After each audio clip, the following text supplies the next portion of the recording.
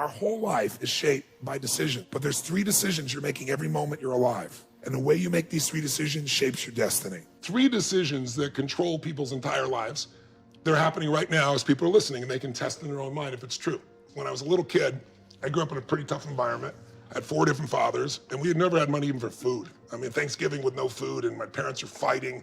It was the worst experience of my life. It was the most crushing experience I felt. I have a younger brother and younger sister. I'm the oldest.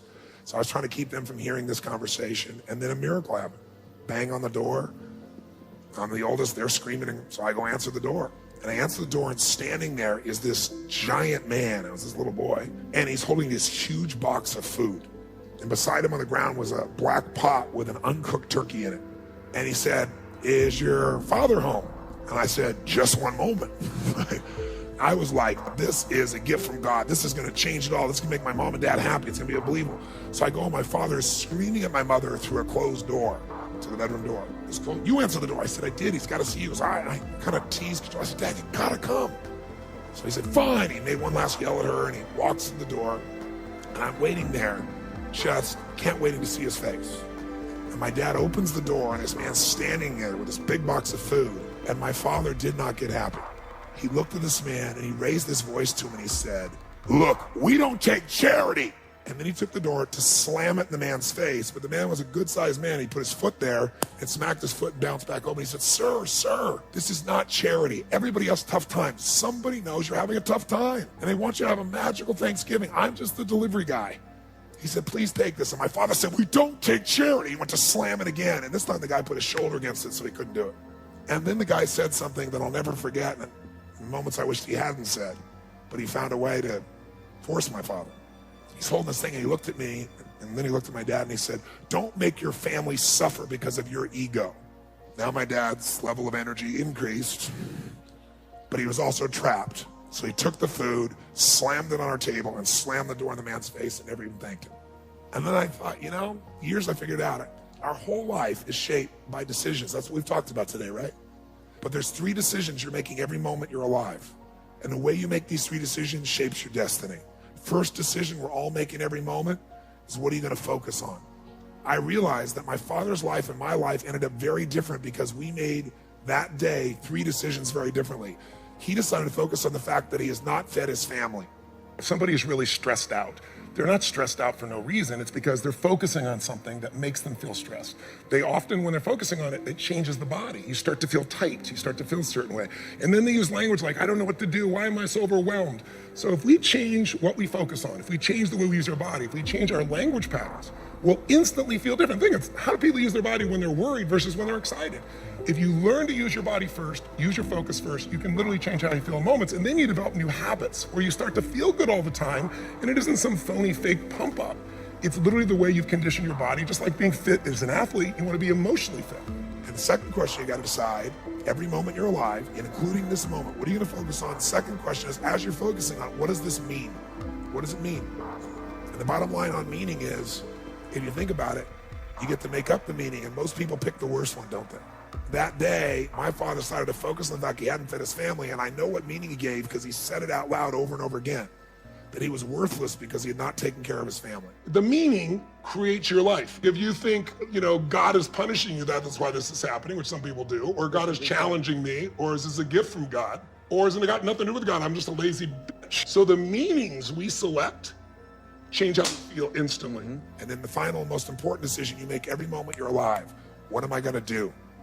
What am I gonna do?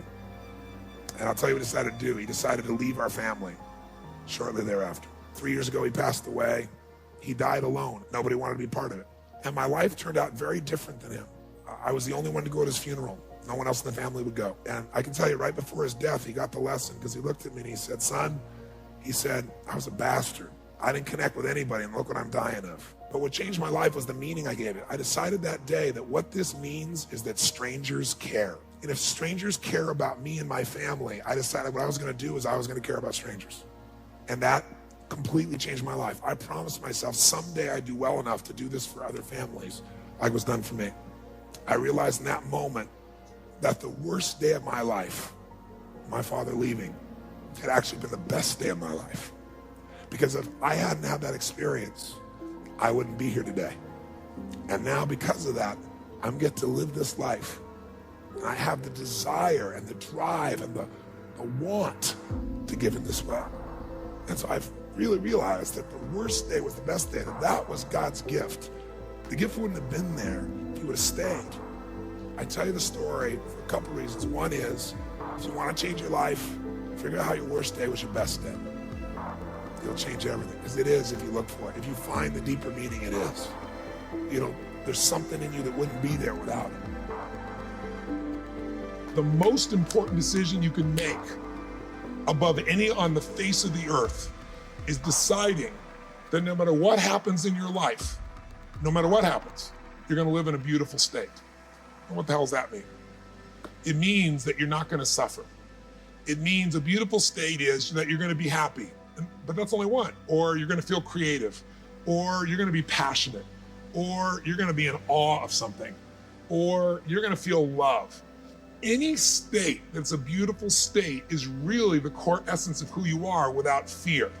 The decision to say, I am not gonna suffer, that if suffering arises, pain's one thing, suffering's another. And the way you suffer is you focus on yourself. Right. Suffering comes when we obsess about ourselves, what we're getting or not getting, what we should have done, what others should have done for us. It's the me, me, me, me, me game. Your primary core is a giver, which is why you're prospering. You're not the me, me, me. You're like, how do I give more, do more, share more, create more? How do we do a better job for our clients? Your entire life is that. That's why you're prospering and you're not feeling suffering. But when you do suffer, and I promise you do, you correct me if I'm wrong, it'll because you're worrying about something in the future.